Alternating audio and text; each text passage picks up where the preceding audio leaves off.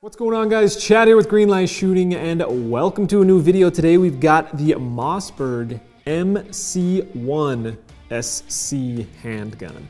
This thing's dope, dude. So before we get into it, of course, I want to give a shout out to Flawless Firearms for the hookup. They are making all these videos possible. They're allowing me to get my hands on these new guns so soon because they've got them in stock. So if you're interested, if you're trying to find one, if you're trying to find hard to find guns for killer prices, check them out. Their information is down in the video description below.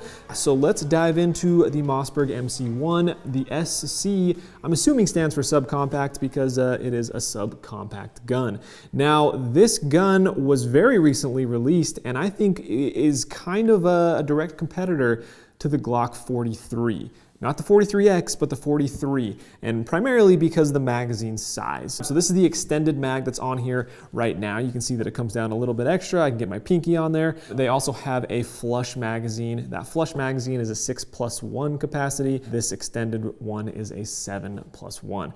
I personally prefer the 7-round magazine, the extended mag, so I can get my pinky on there all day long. So that's what I'm gonna be showing it with, but just be aware that there is a flush mag as well. I went into this thing thinking it was going to be a piece of crap. I'm gonna be honest with you.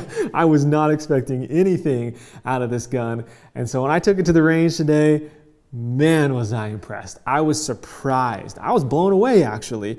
I really enjoyed this gun. I shot this thing at the same time I shot the 43X and the 48, thinking that I might spoil this by shooting the Glocks first, but this thing stood up to them all day long in terms of comfort, in terms of accuracy, in terms of just shootability, if you will.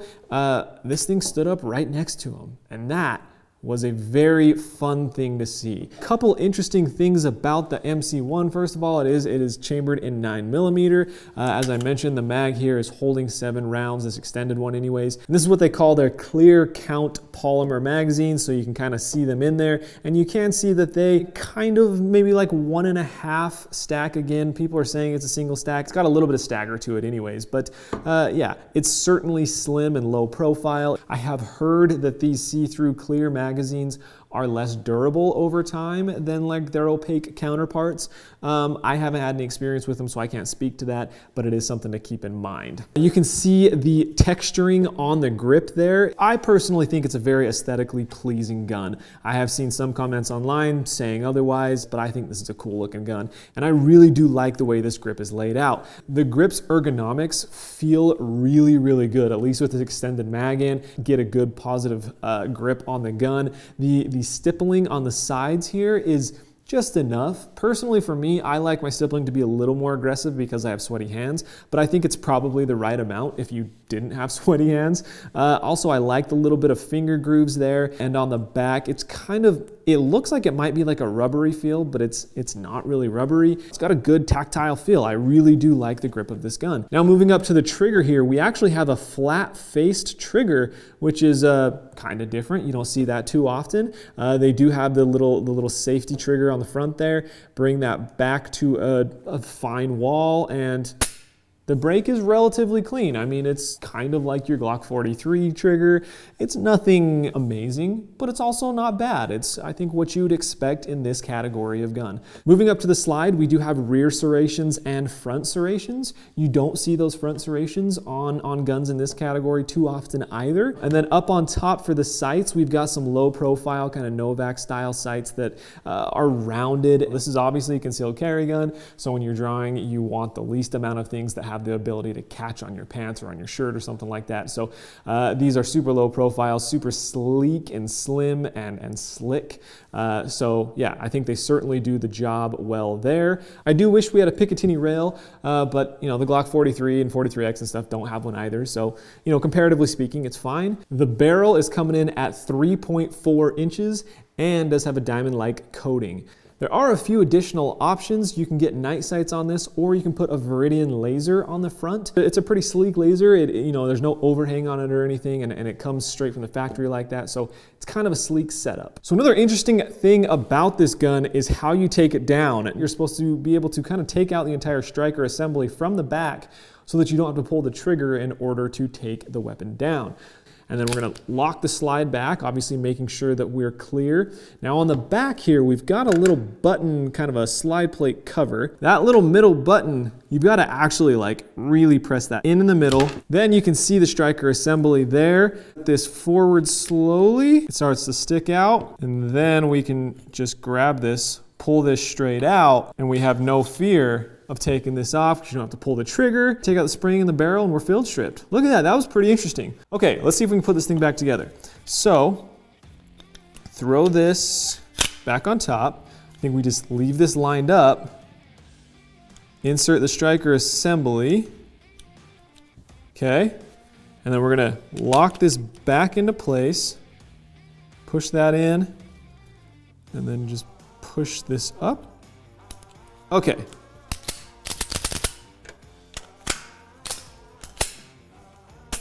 Look at that. That was pretty cool. Okay, so as I mentioned, I was able to take this thing to the range, put a couple magazines through it, get a feel for how it shoots, and as I mentioned, I was blown away by the thing. I was really, really impressed. You know, I shot in groups, I shot some rapid firing, some controlled pairs. It was a good shooting little gun, man. I really did enjoy the flat-faced trigger. I really like the grip. It did feel maybe a touch snappier than I was expecting, but it's a small gun, so you know, it is what it is. Coming from the Glocks where they have a little bit bigger grip, I had a little more control of it, so that might be where the little bit more snappy feeling was coming from with this. But it wasn't bad, you know, it was certainly controllable, especially with this extended mag. I didn't even try shooting it with the flush mag because I would never use that mag. Just be aware if you've got that on, you're probably wrapping your pinky under. And if it's something you're comfortable with, then that's fine. For me, I was extended mag all the way, and it shot nice. It was accurate, it was consistent, it was reliable. You know, I only shot a couple mags through it. I had no malfunctions or anything like that. I forgot to mention, by the way, this will accept Glock 43 magazines. Not the Glock 43X magazines, because those are different, but it will accept the Glock 43 mags. In terms of silhouette, in terms of measurements and things like that, this is almost identical to the Glock 43. So it's interesting that it's significantly lower priced. So we're looking at an MSRP of $421 on this thing. Realistically, I think you're probably gonna see it listed for something like $345 to $375, somewhere in that range. But what's so interesting about that price is if this thing is comparing standing up to the Glock 43 all day long and it's less expensive, I think we're gonna have a real contender on our hands. Keep in mind, I'm comparing this with the 43 because they have the same silhouette, because they have the same round count. In terms of like the 43X, I would definitely prefer that over this because of the increased capacity and the grip. But comparing this to the 43, which I think it's really meant to compete with, the MC1 is coming out swinging. That's kind of my take on the MC1 by Mossberg. I was really interested to see what this gun had to offer, and I'm really excited to say that it lives up. Shooting it was a blast. I think it's a really good looking gun, and it's very well priced. You know, in terms of downsides, I think the only real downside to it is capacity. You've got a 6-round mag or a 7-round mag. It's just not gonna stand up to something like the SIG 365 or the Glock 43X that are both carrying 10-round magazines. I think the Mossberg MC1 is a very big contender in the space, and especially with a price like that. Anyways, that's all I've got for you today. That is the Mossberg MC1 SC. It's a good little gun, man. So let me know your thoughts on it down in the comments below. Have you shot it? What do you think about it? What do you think is kind of the best gun in that space? I'm interested to hear what you guys have to say. Definitely check out Flawless Firearms if you're interested in one of these or anything else. They do have some really awesome deals out there. And that's all I've got for you. So thanks so much for watching. I'll see you next time on Greenlight Shooting.